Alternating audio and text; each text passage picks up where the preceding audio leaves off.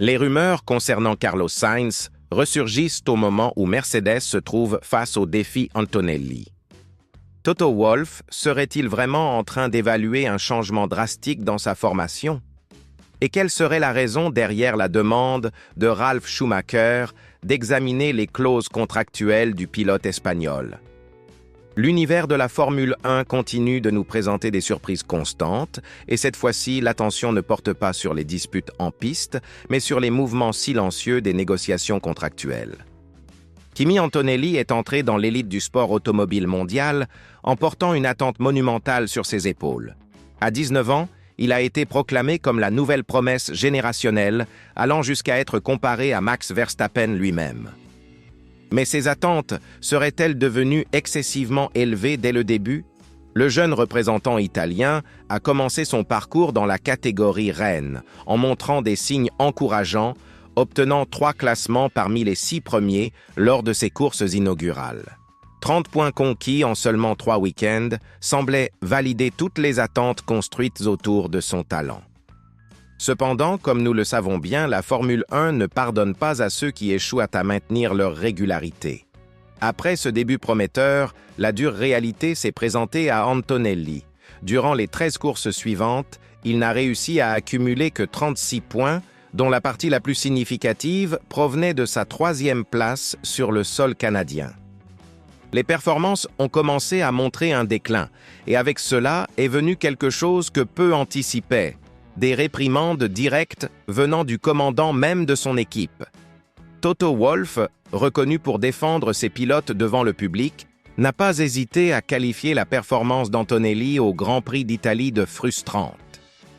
Partir de la 6e place sur la grille et terminer en 9e position ne correspondait certainement pas à ce que l'on espérait du jeune pilote lors de sa course à domicile. Mais cette critique publique était-elle simplement un exutoire isolé ou indiquerait-elle que des développements plus significatifs se produisent dans les couloirs de Mercedes? C'est à ce stade que la situation devient fascinante.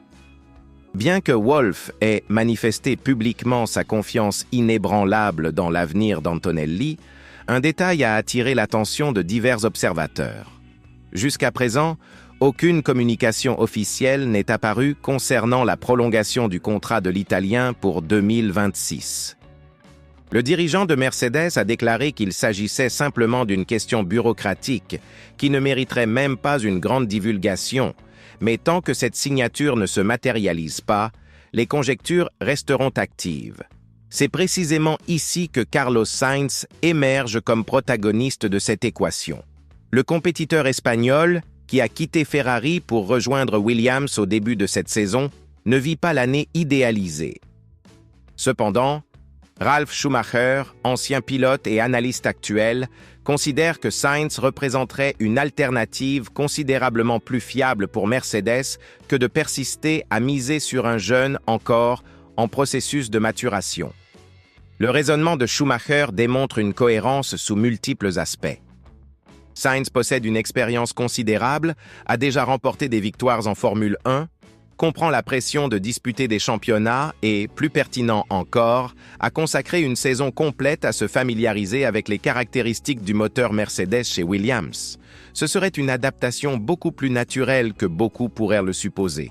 Toutefois, il existe un obstacle fondamental à cette spéculation, le lien contractuel de Sainz avec Williams. Lorsque l'Espagnol a signé un accord avec l'équipe de Grove, des rumeurs ont circulé sur l'existence de clauses spéciales qui permettraient son départ si l'une des équipes d'élite manifestait son intérêt. James Vowles, leader de Williams, a été catégorique en réfutant ces spéculations, déclarant que seules 10 personnes dans le monde connaissent les détails réels du contrat. La question est que dans l'environnement de la Formule 1, des accords apparemment inviolables ont déjà été rompus auparavant. Vous souvenez-vous comment Fernando Alonso a réussi à quitter Aston Martin, même en ayant un contrat en vigueur? Ou combien de fois avons-nous vu des pilotes changer d'équipe au milieu d'accords qui semblaient définitifs? Le pouvoir financier et les articulations politiques trouvent toujours une solution. Ce qui rend cette circonstance encore plus captivante est le moment choisi. George Russell n'a pas non plus eu son contrat pour 2026 formellement annoncé, ce qui suscite des questionnements sur le fait que Mercedes soit véritablement satisfaite de son duo actuel ou si elle maintient les possibilités ouvertes pour d'éventuelles modifications de dernière minute. Schumacher n'a pas été le seul à questionner la stratégie de Mercedes. Divers spécialistes ont commencé à se demander si investir dans un pilote jeune et inexpérimenté a du sens dans une période où l'équipe allemande doit revenir à la lutte pour les titres.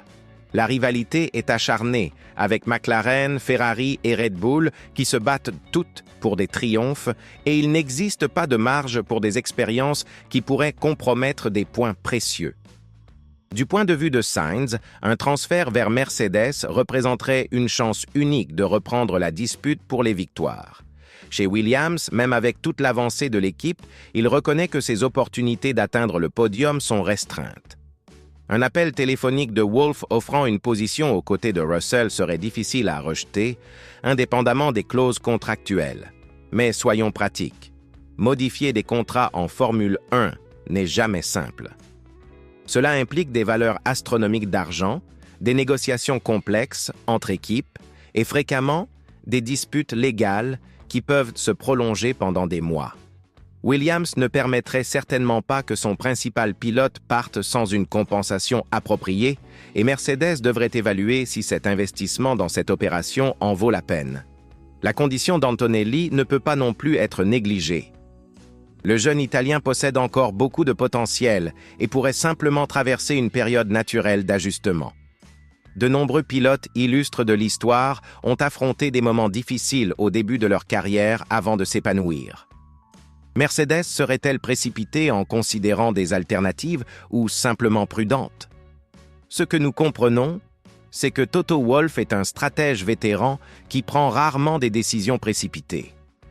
S'il évalue réellement des changements dans la formation pour 2026, il existe certainement des raisons solides soutenant cette réflexion. La pression pour les résultats en Formule 1 est inexorable, et même des équipes traditionnelles comme Mercedes ne peuvent pas se permettre de miser exclusivement sur le potentiel futur. D'autre part, abandonner Antonelli à ce moment serait reconnaître une erreur d'évaluation colossale.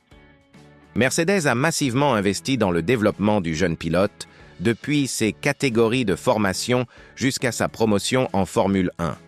Ce serait un choc significatif dans la crédibilité du programme de jeunes talents de l'équipe.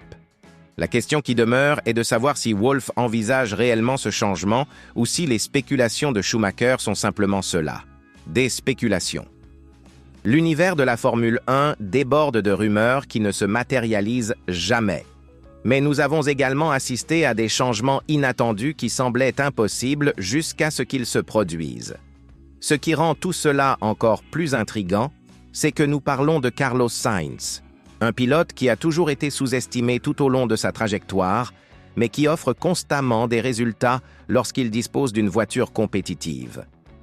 Son passage chez Ferrari a démontré qu'il possède la vitesse pour disputer des victoires et le tempérament pour affronter la pression des équipes d'élite. Si cette spéculation possède un quelconque fondement réel, nous serions face à l'une des plus grandes transformations du marché des pilotes de ces dernières années. Imaginez l'impact. Sainz quittant Williams pour intégrer Mercedes, Antonelli devant chercher des alternatives ou même retourner aux catégories de support et tout l'équilibre des forces de la grille étant modifié. La Formule 1 nous a enseigné que nous ne devons jamais sous-estimer le pouvoir des négociations en coulisses. Des contrats qui semblaient inviolables ont déjà été rompus. Des pilotes qui semblaient destinés à certaines équipes ont changé de direction du jour au lendemain et des décisions qui semblaient logiques se sont révélées erronées avec le temps. Que pensez-vous de cette possibilité?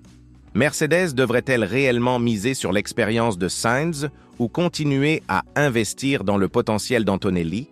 Et plus important, croyez-vous qu'il existe une substance derrière ces spéculations ou s'agit-il simplement d'une rumeur de plus du paddock? Partagez votre opinion dans les commentaires et n'oubliez pas de vous abonner à la chaîne pour ne manquer aucune mise à jour de ce marché agité de la Formule 1.